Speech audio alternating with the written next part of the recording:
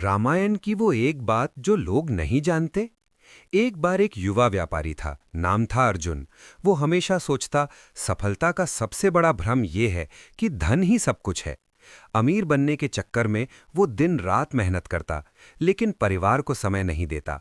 पत्नी उदास रहती, बच्चे अकेले खेलते। एक दिन उसके सबसे करीबी दोस्त की मृत्यु हो गई। दोस्त गरीब था, लेकिन सबके चहेता। अंतिम संस्कार पर हजारों लोग आए, सब रो रहे थे। अर्जुन हैरान, मेरे पास इतना पैसा है, फिर भी कोई इतना प्यार क्यों नहीं करता। रात को अर्जुन को सपना आया।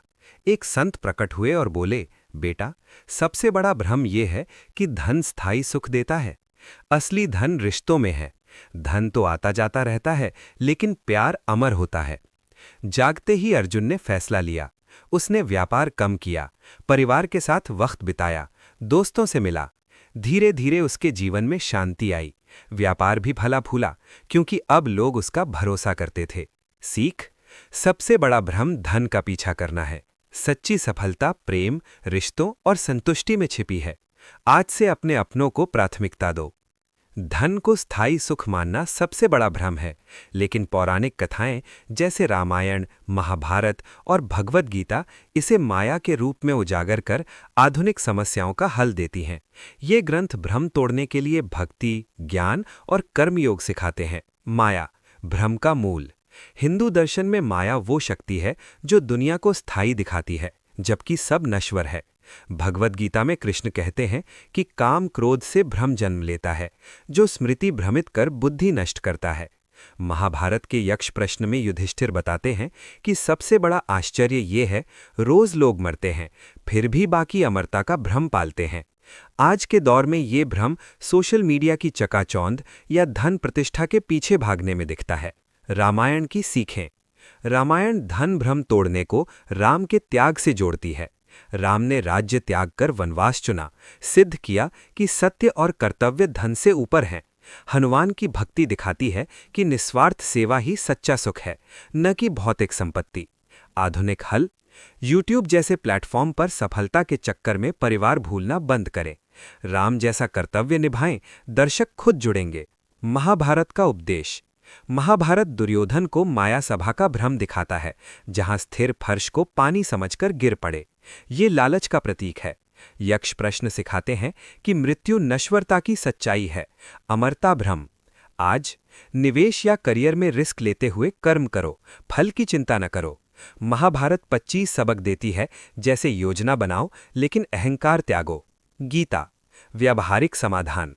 गीता भ्रम तोड़ने को 3 मार्ग देती है। ज्ञान योग से माया समझो, अहंकार छोड़ो। भक्ति योग से ईश्वर में शरण लो।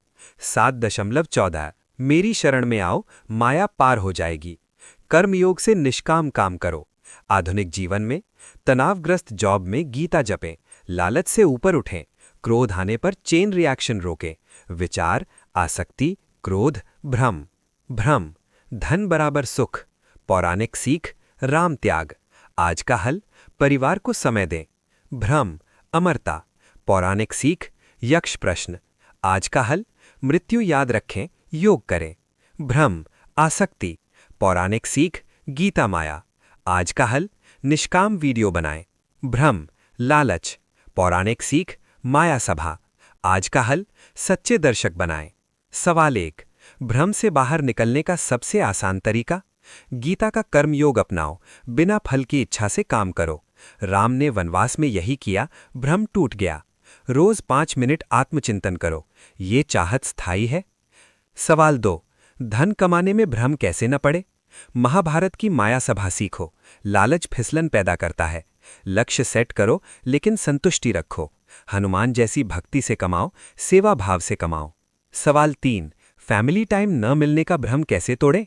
रामायण का भरत राम मिलन देखो, त्याग से रिश्ते मजबूत होते हैं। वीकली नो फोन जोन बनाओ, धन बाद में आएगा। सवाल 4: माया को समझने के लिए कौन सी किताब पढ़ें? भगवद गीता में पहले अध्याय 2 से 7 पढ़ो, माया स्पष्ट हो जाएगी। रामचरितमानस का उत्तरकांड भी कमाल का है। सवाल 5: ये सीखें रोज कैसे अपनाएं?